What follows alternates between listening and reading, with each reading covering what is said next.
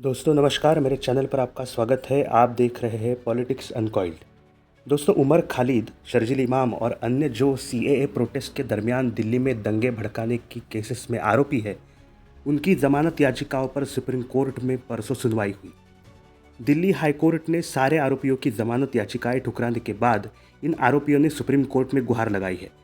Unlawful activities prevention act यानी कि UAPA के अंदर बुक्ड इन आरोपियों को जेल में रहे 5 साल से ज़्यादा हो चुका है। सुप्रीम कोर्ट में पूरे दिन भर चली इस सुनवाई में उमर खालिद के अधिवक्ता कपिल सिब्बल ने बहस के दौरान कई तर्क दिए। उन्होंने बताया कि 751 एफआईआर्स में से सिर्फ एक में ही उमर खालिद का नाम है और दिल्ली दंगों के वक्त वो दिल्ली में था भी नहीं। तो और अन्य आरोपी गुल्फिशा के अधिवक्ता अभिषेक मनु सिंघवी ने बताया कि गुल्फिशा के खिलाफ हर साल एडिशनल चार्जशीट दायर की जा रही है, जैसे कि कोई सालाना प्रथा या एनुअल रिचुअल हो। तो शर्जील इमाम के अधिवक्ता ने बताया कि शर्जील इमाम ने जो भड़काऊ स्पीच दिए थे वो दिल्ली दंगों से 2 महीने पहले दिए थे, तो इस वजह से वो स्पीचेस की वजह से दंगे हुए, ये कहना गलत है। आपको बता दूं कि शर्जील इमाम ने अपनी स्पीच में कहा था कि असम को भारत से काट दे सकते हैं क्योंकि वो चिकन नेक है, वहाँ पर मुस्लिम आबादी ज़्यादा है और अगर सारे मुस्लिम मिलकर उसको ब्लॉक कर दे तो आर्मी की आवाजाही रुक जाएगी, जिससे असम को भारत से अलग किया जा सकता है।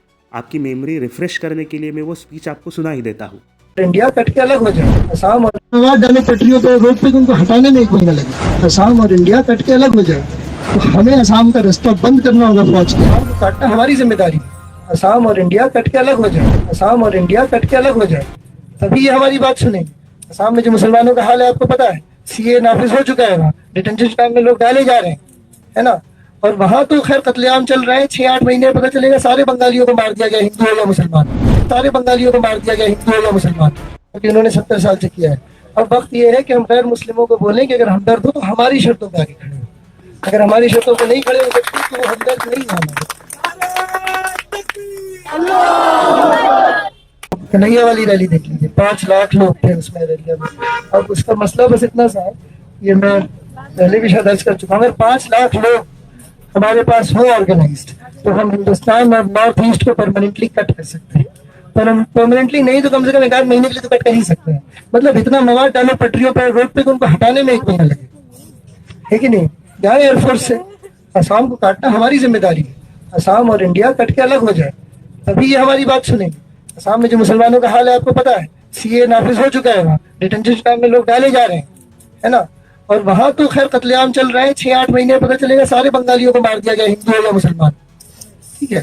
तो अगर हमें असम की मदद करनी है तो हमें असम का रास्ता बंद करना होगा फौज के लिए, समझ रहे हैं, फौज के लिए। और जितने भी जो भी यहाँ से सप्लाई जा रहा है बंद करो, और वो बंद कर सकते हैं क्योंकि चिकन नेक्स्ट मुसलमानों का है, वो जो इलाका है मुस्लिम अक्सरियत है।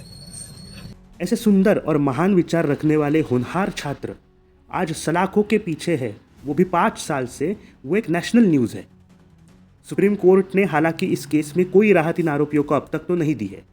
देखा जाए तो ये कोई महान आरोपी नहीं है, बल्कि प्रोटेस्ट के नाम पर जो दंगे हुए, जिनमें 53 जाने गई, उन दंगों के आरोपी है। छोटे छोटे ऑफेंसेस में आरोपी सालों साल अंडर ट्रायल रहते हुए जेलों में बंद है, जिनके पास ना कोई मीडिया वाला जाता है और ना ही कोई बड़ा वकील उनका केस लेता है। अभिषेक मनु सिंघवी, कपिल सिब्बल और सिद्धार्थ दवे जैसे वकील ऐसे कैदी अफोर्ड ही नहीं कर सकते। ऐसे कैदियों में से भी लोग असल में होनहार होते हैं और ज़िंदगी में आगे बढ़ सकते हैं। ऐसे कैदियों पर जो आरोप रहते हैं, उन आरोपों के लिए या फिर उन गुनाहों के लिए जितनी कम से कम प्रिस्क्राइब्ड पनिशमेंट है, वो वे कैदी भुगत चुके होते हैं, जेल में रहते, फिर भी उनको जमानत नहीं मिलती है। कई केस ऐसे होते हैं जिसमें सालों साल जेल में रहने के बाद उनकी निर्दोष मुक्ति हो जाती है, सबूत के अभाव में। नेशनल क्राइम रिकॉर्ड्स ब्यूरो के रिपोर्ट्स ये बताते हैं, लेकिन इस पर कोई ध्यान नहीं देता। लेकिन उन्हीं कैदियों में से एक कोई उमर खालिद और शर्जील इमाम जैसे कुछ खुशनसीब होते हैं जिनको राष्ट्रीय चर्चा का विषय बनाया जाता है। उमर खालिद, शर्जील इमाम आदि आरोपी कैदी कोई आसमान से टपके हुए या स्पेशल लोग नहीं हैं, जिनके लिए सुप्रीम कोर्ट पूरा दिन आर्ग्यूमेंट करने दे रहा है क्योंकि बड़े बड़े वकील उनको रिप्रेजेंट कर रहे हैं। दिल्ली हाई कोर्ट ने इन सबकी जमानत याचिका खारिज की थी तो कुछ कारण देकर ही की थी। दिल्ली हाई कोर्ट ने उमर खालिद और शर्जील इमाम को लेकर कहा कि उन्होंने दिए हुए भड़काऊ भाषण किसी भी तरीके से freedom of speech and expression के अंडर नहीं आते हैं। फ्रीडम ऑफ स्पीच या आंदोलन के नाम पर दंगे भड़काने का षड्यंत्र चलने नहीं दिया जा सकता, ऐसा कोर्ट ने कहा। दंगों के षड्यंत्र में शर्जील और उमर की भूमिकाएं गंभीर है, ऐसा कोर्ट ने माना और इन्हीं वजहों से दोनों की जमानत याचिकाएं कोर्ट ने खारिज कर दी थी। अन्य आरोपियों की जमानत याचिकाओं को ठुकराते हुए भी दिल्ली हाईकोर्ट ने यह साफ साफ कहा था कि अतर खान, शादाब अहमद, अब्दुल खालिद सैफी और मोहम्मद सलीम खान इन आरोपियों का प्राइमा फेसी रोल दंगों की कंस्पायरेसी और प्रोटेस्ट की जगह बनाने में है। अन्य आरोपी शिफाउर रहमान और मीरान हैदर को लेकर भी दिल्ली हाईकोर्ट ने कहा कि इन दोनों की सक्रिय भूमिकाएं आंदोलन के लिए फंड जमा करने में थी। कुल्फी शाह के बारे में भी कोर्ट ने कहा कि उसका रोल सीलमपुर और जाफराबाद के प्रोटेस्ट मैनेज करने में था और उसने ही प्रोटेस्ट को गाइड किया।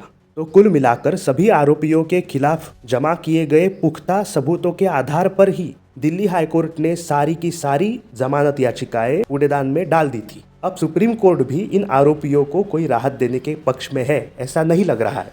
अगली सुनवाई आने वाले सोमवार को होगी, तब देखते हैं आगे क्या होता है। मैं फिर दोहराता हूँ कि इन आरोपियों की कोई इकलौती केस नहीं है जिनको लंबे समय तक अंडर ट्रायल रहते हुए जेल में रखा गया हो। तो ऐसे ही खबरों के लिए, विश्लेषणों के लिए मेरे इस चैनल को सब्सक्राइब करिए, वीडियो को लाइक और शेयर ज़रूर कीजिए। धन्यवाद।